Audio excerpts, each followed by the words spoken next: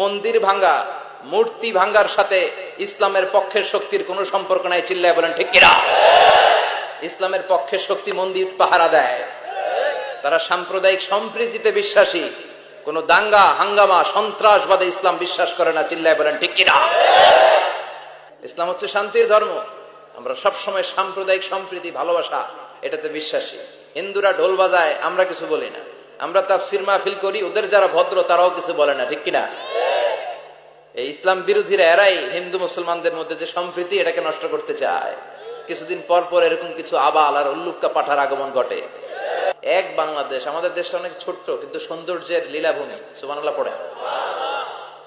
এমন কিছু নাই যে দেয় নাই। কি পাহাড়, কি সাগর, কি নদী, কি সবুজ। সমস্যা হয়েছে দুর্নীতি। সমস্যাটা কি? আমি 5.5 বছর ধরে মালয়েশিয়াতে থাকি। আল্লাহ মালয়েশিয়ারে যা দিছে এর চেয়ে অনেক ঢের গুণ বেশি আমাদেরকে দিয়েছে।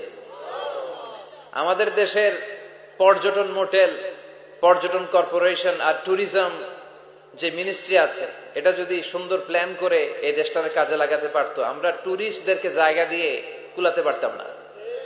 আমাদের দেশের ছেলে পেলেরা যেগুলো লেখাপড়া করে না, এগুলো কামলা দিতে যায় বিদেশ। এই দেশটারে সাজাইলে এখানে ট্যুরিজমকে দেখাশোনা করার জন্য আমাদের প্রত্যেকটা ছেলের কর্মসংস্থানের ব্যবস্থা হয়ে যেত। এগুলো নিয়ে চিন্তা নাই। এরা ঘুরতে যায় বিভিন্ন দেশে, দেশ নিয়ে চিন্তা নাই। আল্লাহ আমাদের নেতাদেরকে তুমি হেদায়েত দাও।